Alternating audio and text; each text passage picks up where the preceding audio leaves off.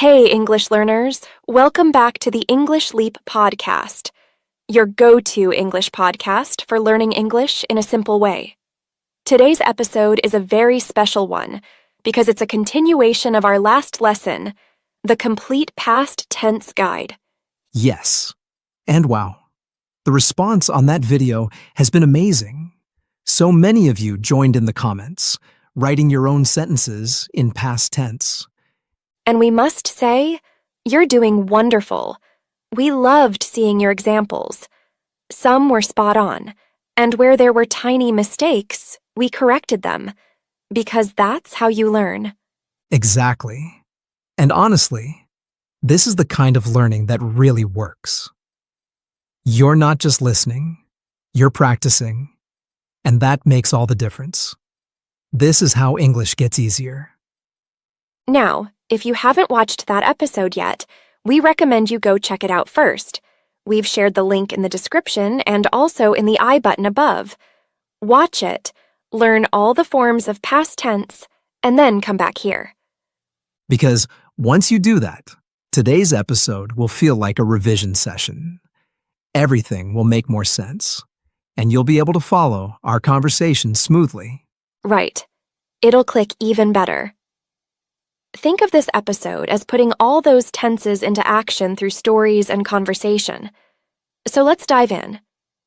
Today, we're going to use all the past tense forms in real conversation, showing you how they work in daily life.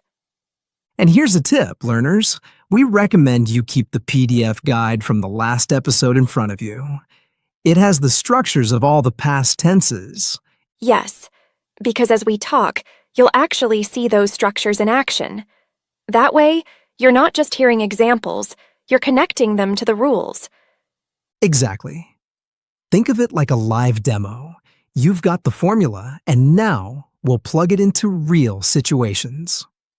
All right, let's make this fun. Do you remember that actor we saw last week? The one who looked like he had stepped straight out of a Marvel movie? Whoa, yeah. He was wearing those sunglasses indoors like he owned the place. Exactly. And people were staring at him.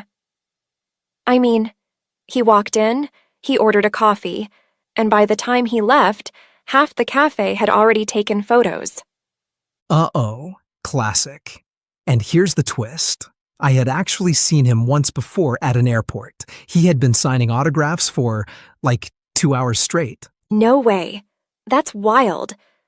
So technically, you had already met him before we bumped into him last week? Yep. And honestly, by the time we got home, I had already told the story to, 5 friends. That actually reminds me of something. Do you remember the concert in LA? The one where the lights went out in the middle of the song? Oh, yes. The band was playing their biggest hit, and suddenly everything just stopped. People were shouting, some were laughing, and a few fans had already left before the power came back. Yeah. And the lead singer? He had already sung that song 1,000 times before, but that night it had been building up to the best part. And boom, blackout. I'll never forget it. Honestly, I had been waiting for that moment all night. Speaking of waiting, remember that taxi ride in New York? The one where the driver missed 3 turns in a row? Oh, don't remind me. We were trying to catch our flight, and the guy kept saying, "Relax, I know a shortcut." By the time we arrived at the airport, the plane had already taken off. Yep. And we had been running through the terminal like maniacs. I swear, people must have thought we were in some kind of action movie.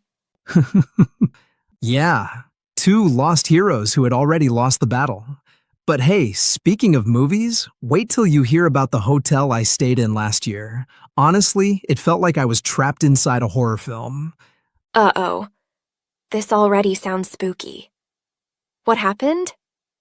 Well, I checked in. Everything looked fine at first. The lobby was bright, the staff was smiling. Nothing unusual, but around midnight, when I was trying to sleep, the lights suddenly went off. Whoa. Creepy. That's how horror stories begin. Exactly. And here's the kicker. The staff told me the power had already failed earlier that evening, and they hadn't fixed it properly. So, I had been lying awake for 2 hours with only the sound of creaking doors before I finally gave up and went to the lobby. That's straight out of a haunted movie set.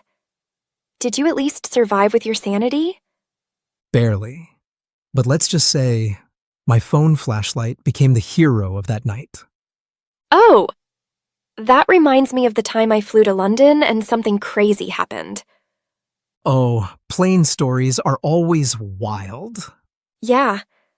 I boarded the flight, I sat down, and suddenly I realized I was in the wrong seat. No way. Yes, the person was staring at me like I had stolen their whole life. Oh, wow. And the funny part? They had already complained to the flight attendant before I even said a word. Brutal. Yeah. And I had been dragging my heavy bag down the aisle for what felt like forever before I finally found my actual seat. That's like free cardio with humiliation included. But you know what, Aaron? Not all past tense stories are funny. Some are a little spooky. Uh-oh, I'm listening. Don't tell me you saw a ghost. Well, almost. Last year, I stayed at this old hotel in the countryside. Oh no. This is already sounding suspicious. Yeah. At night, while I was trying to sleep, I kept hearing footsteps in the hallway. Creepy. And when I checked with the manager the next morning, he said the room above mine had already been empty for years. No way. That gives me chills. And the worst part? I had been tossing and turning all night, waiting for those footsteps to stop. But they just kept going. Okay, that's it. Remind me never to travel with you. You either miss buses, get lost at airports, or end up in haunted hotels. Hey, at least my stories keep the tenses alive. Phew. We've been through a lot today. Funny weekends, missed buses, haunted hotels, even concerts. Yeah, basically, a whole Netflix series in one episode. But here's the important part. In every story, you saw how the past tenses work. Exactly. Simple past for finished actions. Past continuous for what was happening. Past perfect for what had already happened. And past perfect continuous for actions happening over time before something else. And when you put them together, you can tell any story from your life. Funny, spooky, or even embarrassing. That's the power of past tenses. They give your stories life. Now, it's your turn, learners.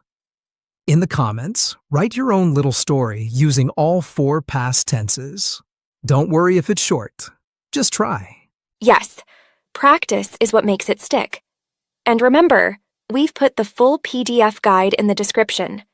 Inside, you'll find the structures, examples, and the 150 most common irregular verbs. Keep it close, keep practicing, and soon the past tense won't feel scary at all. It'll feel natural. Thank you for joining us today. We loved this ride with you. And we can't wait to see your stories in the comments. See you in the next episode of the English Leap podcast.